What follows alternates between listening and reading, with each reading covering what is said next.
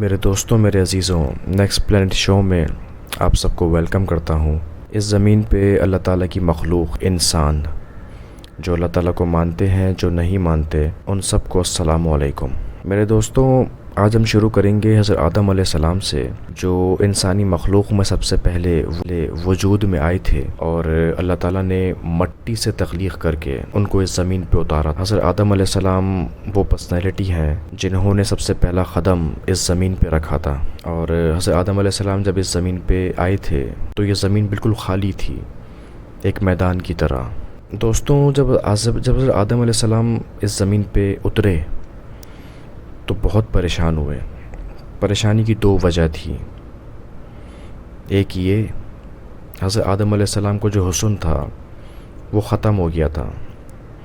جنت میں حضرت آدم علیہ السلام بہت خوبصورت ہوا کرتے تھے، ان کی جو اسکن تھی وہ چمکتی تھی، گلو کرتی تھی، صحت مند ہوا کرتے تھے۔ تو اس زمین پر اترنے کے بعد ایک دم ختم ہو گئی۔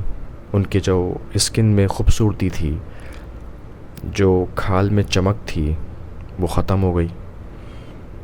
تو فوراً ہم کلام ہوئے اللہ تعالیٰ سے آسمان سے بات کری، یا اللہ، میں تو جنت میں بہت خوبصورت ہوا کرتا تھا، میری جو اسکن تھی وہ چمکتی تھی، میری جو کھال تھی وہ چمکتی رہتی تھی، اور اس زمین پر اترنے کے بعد ختم ہو گئی ہے۔ تو اللہ تعالیٰ نے فرمایا کہ اے آدم، تمہیں تمہارا حسن واپس چاہیے تو تم روزے رکھو۔ رمضان کے روزے الگ ہیں اور یہ جو روزے ہیں یہ الگ ہیں۔ حضرت آدم علیہ السلام نے یہ روزے خوبصورتی کے لیے اللہ تعالیٰ سے مانگے تھے، اور یہ روزے خوبصورتی کے لیے ہی ہیں۔ اسلامی کیلنڈر سے نکل جائیں گے یہ روزے۔ اسلامی کیلنڈر چاند سے موو کرتا ہے۔ ہر مہینے کے 3 دن، 13، 14 اور 15 تاریخ، تو ہر انسان رکھے یہ روزے۔ حضرت آدم علیہ السلام نے رکھے تھے، ان کی خوبصورتی اللہ تعالیٰ نے واپس کر دی تھی۔ تو جو اپنی اسکن کو اچھا کرنا چاہتا ہے، جو اچھا دکھنا چاہتا ہے، وہ یہ روزے رکھے۔ میں آج کل دیکھتا ہوں کہ لوگ کریم لگاتے ہیں، فیشیل کرواتے ہیں، وہ تو کریم سے تو اسکن اچھی ہو جائے گی لیکن دوبارہ سے ویسی ہو جاتی ہے۔ کبھی کبھی اسکن پہ سائیڈ افیکٹ بھی ہو جاتے ہیں کریم کے۔ تو یہ روزے رکھے انسان، بہت فائدہ ہوگا۔ سائنٹیفک پروف بھی ہے یہ بات کہ روزے رکھنے سے انسان کی جو اسکن ہے اچھی ہو جاتی ہے، اور جو صحت ہے وہ بھی اچھی رہتی ہے روزے رکھنے سے۔ آج کل کی سائنس یہ کہتی ہے۔ ایک یہ وجہ تھی۔ دوسری وجہ حضرت آدم علیہ السلام کی، جو حضرت آدم علیہ السلام نے زمین پہ دیکھا تھا وہ پریشان ہوئے تھے۔ دوسری وجہ یہ تھی کہ تکلیف اور بیماری۔ حضرت آدم علیہ السلام نے زمین پہ تکلیف اور بیماری کو دیکھا تھا۔ جنت میں تکلیف بیماری تھی ہی نہیں، ہر وقت صحت مند رہتے تھے۔ اس زمین پہ حضرت آدم علیہ السلام نے جب تکلیف اور بیماری کو دیکھا تو سمجھ گئے کہ میں جب انسانی نسل کو اس زمین پہ وجود میں لاؤں گا تو میری جو نسل ہے انسان کی، وقت کے ساتھ ساتھ تکلیف اور بیماری کو فیس کرتی رہے گی۔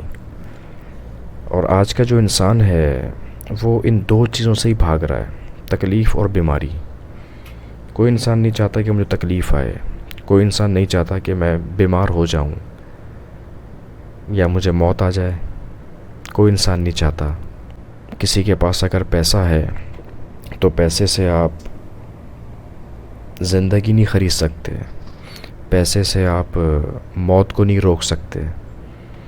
اللہ تعالیٰ کو جو مانتے ہیں، جو نہیں مانتے، ان سب کے لیے اس زمین پہ ایک قانون ہے، تکلیف اور بیماری اس کو آئے گی، باقی صحت بھی اللہ تعالیٰ کے ہاتھ۔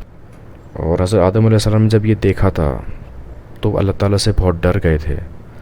اللہ تعالیٰ سے فوراً سے ہم کلام ہوئے اور سمجھ گئے تھے کہ اللہ تعالیٰ نے اس زمین کو کس طرح سے ڈیزائن کیا ہے، مشقتوں سے، تکلیف سے، صحت کا نہ ہونا، یہ اللہ تعالیٰ کی اصول ہے اس زمین پر۔ تو حضرت آدم علیہ السلام نے جب یہ دیکھا تھا تو بہت ڈر گئے تھے اور اللہ تعالیٰ سے پناہ مانگی، اور اللہ تعالیٰ سے توبہ بھی کری تھی۔ آج کا ٹاپک یہی تھا کہ حضرت آدم علیہ السلام اس زمین پہ سب سے پہلے آئے تھے اور انسانی وجود کو اس زمین پہ، انسانی نسل کو اس زمین پہ وجود میں لے کر آئے تھے۔